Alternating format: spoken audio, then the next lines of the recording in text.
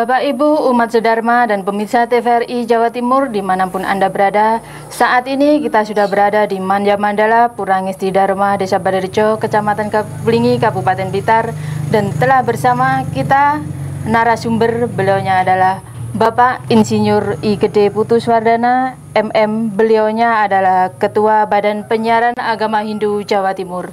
Om Swastiastu, Bapak. Swastiastu. Dan narasumber kita yang kedua adalah Bapak Lestari. Beliaunya adalah Ketua PHDI Kabupaten Kota Blitar. Om Swastiastu, Bapak Lestari. Om Swastiastu. Bapak Ibu umat sedharma dan pemirsa TVRI Jawa Timur dimanapun Anda berada, dalam acara Sentuhan Iman Hindu kali ini kita akan membawa tema implementasinya dalam 3 kerangka dasar agama Hindu yang tidak lepas kita sebagai umat Hindu. Beriatnya adalah merupakan kesehari-harian kita, bakti kita kepada Ida Sang Hyang Widiwasa. Untuk lebih jelasnya, mari kita mendengarkan bersama-sama pencerahan dari Bapak I Gede Putu Swardana MM. Silakan Bapak. Terima kasih pembawa acara untuk waktu yang diberikan. Bapak Ibu, para pemirsa TVRI Jawa Timur dimanapun Anda berada, terimalah salam panganjali saya, Om Swastiastu. Om Swastiastu. Apa yang dijelaskan oleh pembawa acara tadi bahwa 3 kerangka dasar agama Hindu yang sudah sangat kita pahami adalah senantiasa menjadi landasan untuk kita berkarma, untuk kita berbuat, tidak saja dalam menjalankan kewajiban untuk memenuhi kehidupan, tapi juga menjalankan kewajiban kita kepada Tuhan Yang Maha Esa, Ida Sang Hyang Widiwasa. 3 kerangka dasar agama Hindu yang sudah sangat kita kenal yaitu tatwa, susila, dan upacara. Di mana tatwa adalah sebagai landasan atau filsafat, sebagai dasar dari setiap kita melakukan perbuatan. Di mana tatwa ini, Bapak Ibu para pemirsa, tentu bersumber dari kitab suci, bersumber dari kitab suci Weda yang ada dalam agama Hindu kita. Dijelaskan di dalam Bhagavad Gita, Adhyaya 16, Sloka 24, itu mengatakan bagaimana kitab suci itu senantiasa menjadi sumber untuk mengajarkan kepada kita mana yang baik, mana yang tidak baik, mana yang boleh dilakukan, mana yang tidak boleh dilakukan.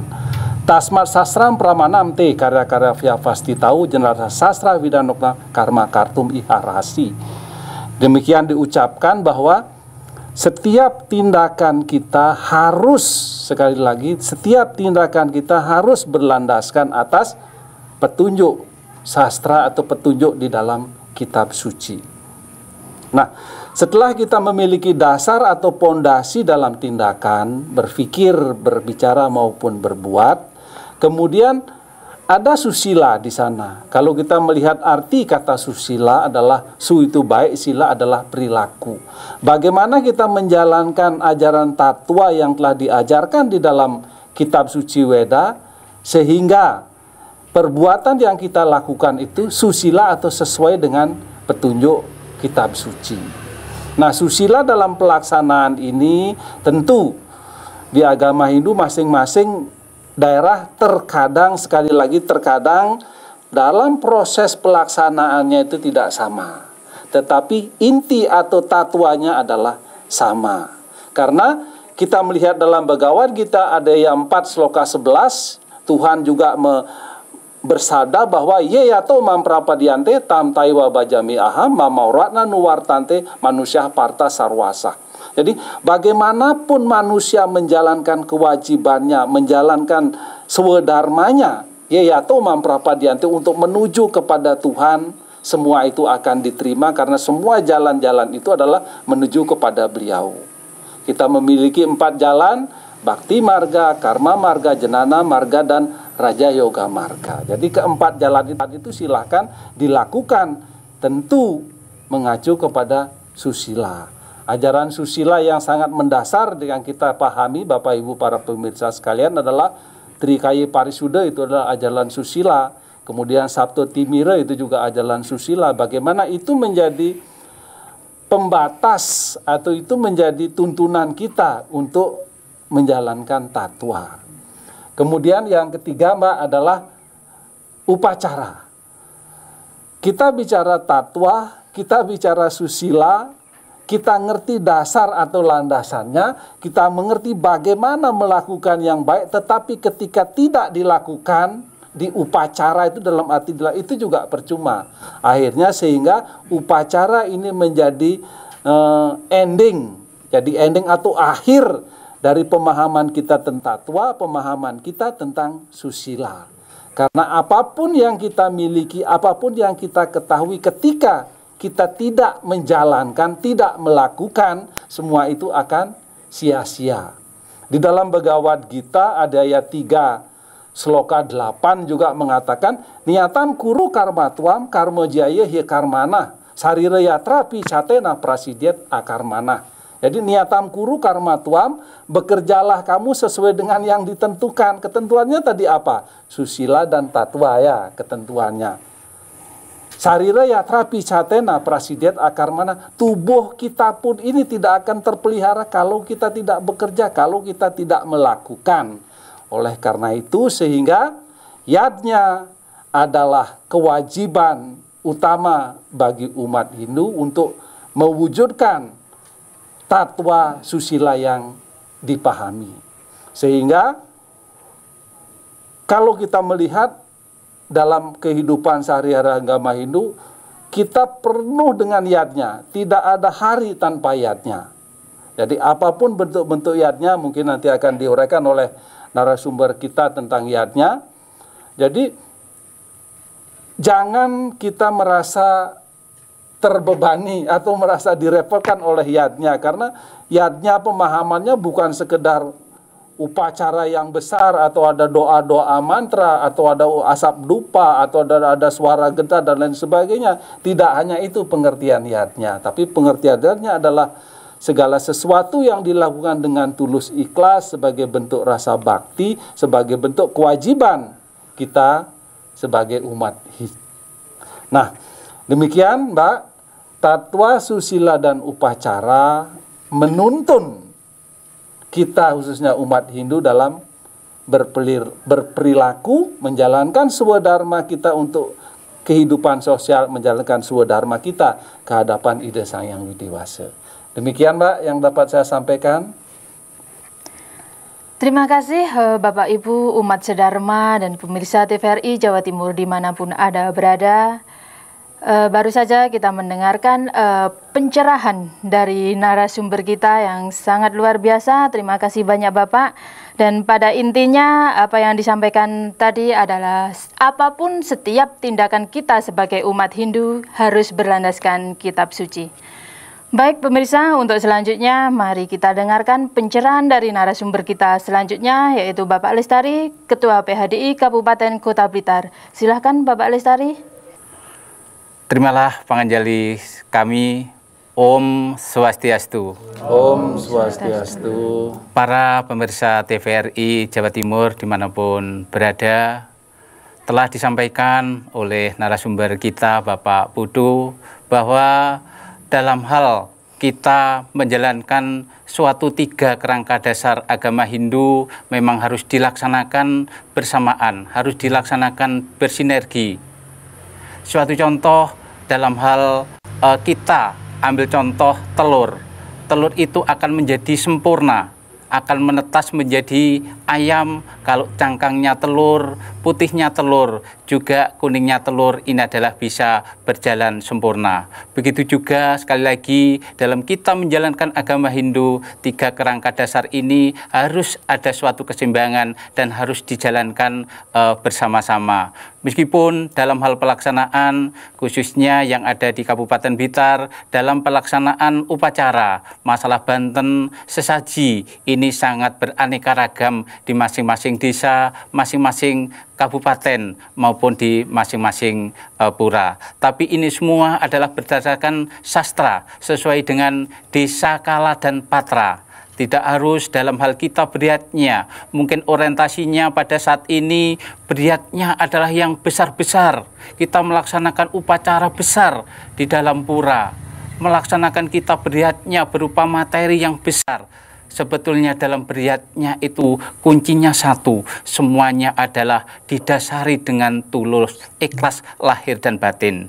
Karena dalam yatnya atau kurban suci itu sendiri di dalam sloka, yaitu tepatnya Bhagavad Gita di ayat 4 sloka 28 telah disampaikan kepada para pemirsa TVRI Jawa Timur, yaitu slokanya Drwaya yatnya setiapuyatnya Yoga yatnas tahapari Swadayaya jenana yatnasca Yatayayas samista vratih. Artinya begini, yogi-yogi lain ada yang mengorbankan harta, benda sebagai persembahan suci. Ada yang melaksanakan pertapaan berat sebagai persembahan korban suci. Ada yang mempraktikkan yoga sebagai persembahan suci. Ada yang dengan mempelajari kitab-kitab suci Weda, dan ada pula yang melaksanakan korban suci dengan menyebarluaskan pengetahuan-pengetahuan suci. Jadi intinya kita dalam umat Hindu paling yang terkecil kita memberi ilmu kepada anak-anak kita, kader-kader Hindu kita ke depannya. Ini pun juga bisa dikatakan kita sudah beriatnya, yaitu berupa ilmu pengetahuan. Juga ada yang disebut artadana. Ini adalah kita berpunia, beriatnya, yaitu berupa harta benda. Suatu contoh, waktu pura kita membangun mungkin Padmasana, kita memberikan punia. Ini adalah kita juga sudah disebut, bisa dikatakan adalah yatnya, yang dikatakan adalah artadana. Begitu juga ada sebutan apahaya dana, yaitu pemberian berupa pelindungan kepada umat kita sehingga umat kita merasa nyaman. Inilah salah satu tugas dari PHDI. Ini pun sekali lagi juga sudah bisa disebutkan kita beriatnya. Yang selanjutnya tadi kami sampaikan Brahmadana, ini adalah kita beriatnya berupa ilmu pengetahuan. Mungkin itu kepada Mbak Titi selaku pembawa acara yang katanya dengan macam-macam yatnya. Waktu saya kembalikan kepada Mbak Titi. Ya, terima kasih Bapak. Dan ini ada pertanyaan Bapak. Pada saat pelaksanaan upacara feodalan di pura-pura itu memang selalu pada waktu Purwadaksina itu mengucapkan Om Namo Shivaya. Lalu apa hubungannya Om Namo Shivaya itu dengan yatnya? Mohon penjelasannya, terima kasih. Terima kasih. Bahwa di Kabupaten Blitar khususnya juga di daerah-daerah setiap kali melaksanakan suatu upacara yatnya, yaitu selalu terutama di upacara feodalan, yaitu umat penyungsung pura melaksanakan Purwadaksina dan selalu mengagung-agungkan Om Namo Shivaya, Om Namo Shivaya. Ini adalah sebagai suatu kita berbakti, selalu kita mengagung-agungkan manifestasi daripada Ida Sang Hyang Widiwasa. Karena umat Hindu khususnya yang ada di Kabupaten Blitar kepercayaannya adalah Siwa Sidanta. Dengan kita selalu mengagung-agungkan nama Shivaya, berarti manifestasi daripada Yang Widi, yaitu Dewa Siwa, selalu merasuk pada hati kita. Suatu contoh kita ambilkan cuplikan dari kisah Ramayana. Waktu itu adalah Hanuman yang selalu membantu pada gurunya si Rama, yaitu waktu membangun jembatan Situbondo yang menghubungkan negara Alengka dengan Ayodhya. Karena tekunnya kepada sang guru, kepada sang Rama Hanuman itu, setiap batu yang akan dipasang selalu ditulis nama Rama. Setelah itu jadi, sebagai ucapan terima kasih, si Rama yang ditujukan kepada Hanuman minta hadiah apa, minta bebungah apa, karena sudah berjasa untuk membangun jembatan Situbondo yang menghubungkan Ayogya dengan Alengka. Diberilah suatu hadiah, yaitu mutiara yang luar biasa. Itu ada waktu Dewi Sinta dengan Sri Rama nikah. Setelah itu dicari, diterima oleh sang Hanuman, dicari-cari. Sama sekali mutiara itu adalah tidak ada nama Sri Rama. Akhirnya dikembalikanlah oleh Hanuman kepada Sri Rama. Saya kembalikan, ini tidak ada artinya pada saya karena tidak ada tulisan Sri Rama. Akhirnya Resi Agastya menyampaikan, hei Hanuman, kamu kayak seperti yang paling bakti kepada Sri Rama. Buktikan bahwa kamu adalah benar-benar bakti kepada Sri Rama.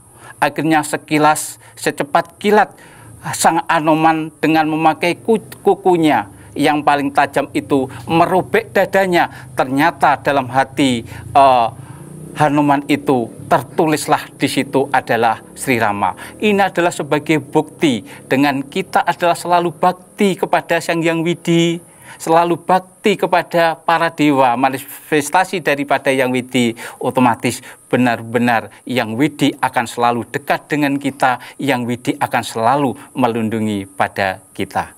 Mungkin itu jawaban dari saya. Terima kasih Bapak Pelestari atas pencerahannya.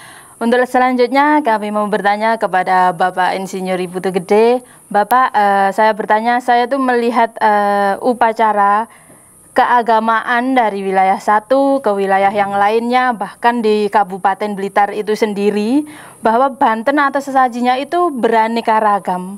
Itu apa karena ini sastranya yang berbeda atau bagaimana? Mohon penjelasannya. Terima kasih. Terima kasih Mbak.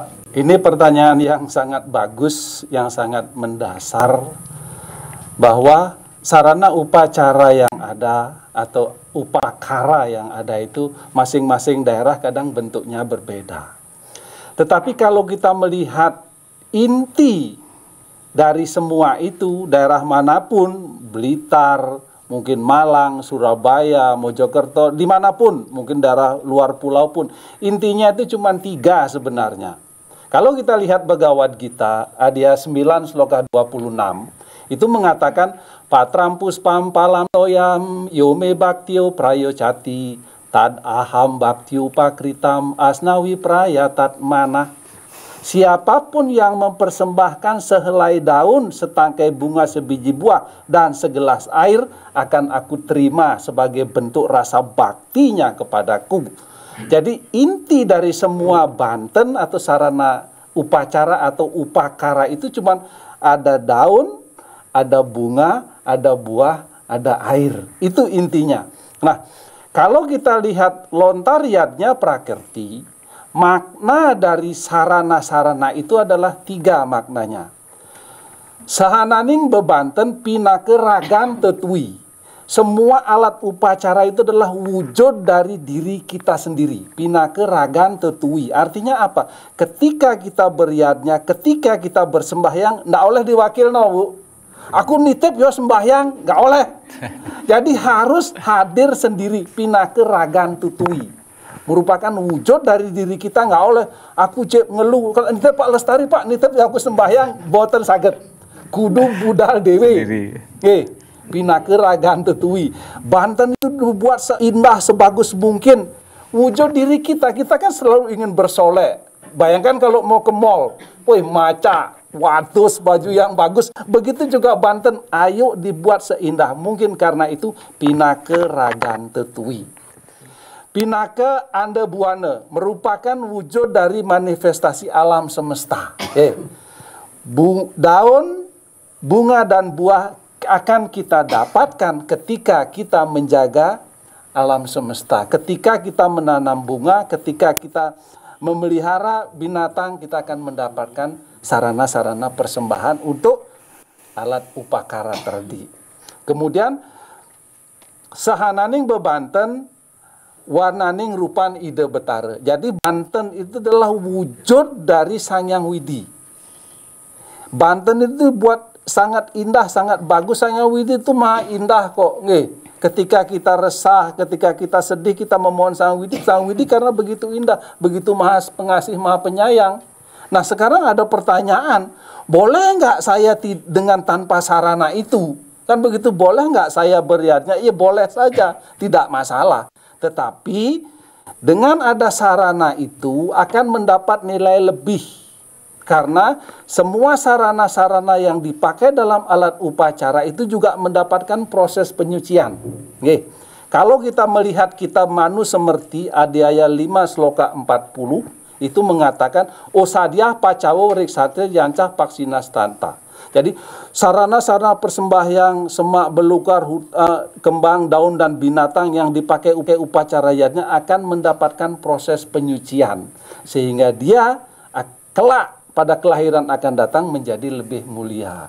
Jadi kalau kita beriatnya dengan tidak membawa apa-apa itu namanya suwerete. Jadi hanya untuk kepentingan kita sendiri.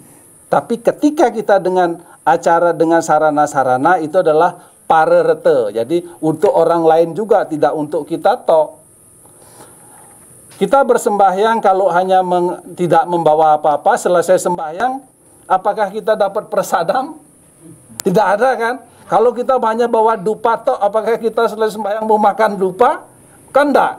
Oleh karena di sana ada buah, ada jajan, ada kue dan lain sebagainya. Itu menjadi prasadam yang kita nikmati. Nah, prasadam inilah yang akan juga proses penyucian bagi diri kita, Bapak Ibu sekalian.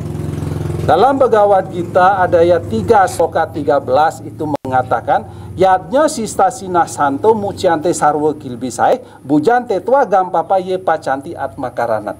Siapapun yang menikmati persembahan dari yadnya siste itu sisa dari persembahan dari yadnya, ia akan bebas dari segala dosa.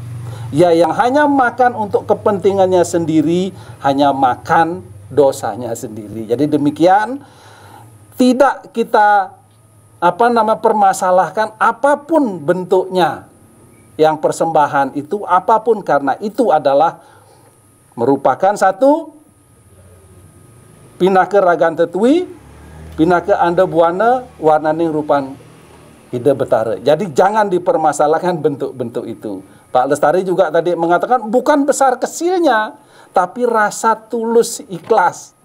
Sekalipun semua milik kita, nggih Bu, semua loh Bu, tidak sebab semua milik kita persembahkan, tapi hati kita tidak tulus ikhlas, semua itu akan sia-sia. Demikian, Mbak. Saya kembalikan suksemo. Terima kasih. Berarti tidak ada perbedaan, semuanya sama saja. Banten di mata Tuhan, begitu ya Bapak Gede ya, bahwa semua alat upacara adalah wujud dari kita sendiri dan Banten adalah wujud dari Ida Sang Hyang Widiwasa. Terima kasih. Untuk selanjutnya kami mau bertanya kembali kepada Bapak Lestari mengenai kekompakan umat di Pura Ngesti Dharma ini dalam menciptakan keharmonisan dalam keberagaman. Silakan Bapak. Ya, terima kasih. Iya, saya akan mengingatkan kita dalam hal kekompakan, yaitu salah satu kidung atau pepujian yang diciptakan oleh almarhum beliaunya Bapak Adi Supripto. Beliaunya adalah dulu menjabat sebagai sekretaris PHDI Pusat, yaitu pepujiannya Celuntang. Mredek saiyak umat Hindu sagung tumuju papan manembayang agung resi agemane lan resi atine mlaku kriya-kriya purnama bulane saiya saeko kapira mantep setyane anembayang Gustine Duh Gusti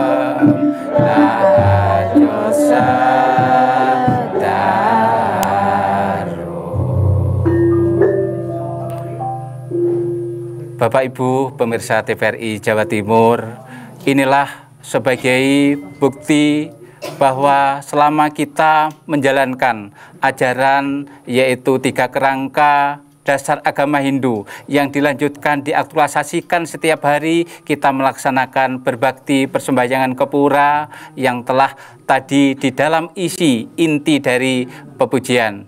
Kita dengan menjalankan bakti, kita menjalankan niatnya, harapan kedepannya umat Hindu adalah bisa meningkatkan bakti dan terhadap agama yang sudah kita yakini ini. Terima kasih kepada Bapak Insinyur I Gede Putuswardana MM, beliaunya dari Ketua Badan Penyiaran Agama Hindu Jawa Timur, dan terima kasih juga kepada Bapak Lestari, beliaunya adalah Ketua PHDI Kabupaten Kota Blitar, atas pencerahannya pada acara Sentuhan Iman Hindu yang mengangkat tema implementasi yatnya dalam 3 kerangka dasar agama Hindu. Ini sangat menambah wawasan kami dan semoga saja dapat meningkatkan serada dan bakti kita kepada ide Sang Hyang Widiwasa. Dan pada akhirnya saya tutup dengan Paramasanti. Om Santi, Santi, Santi. Om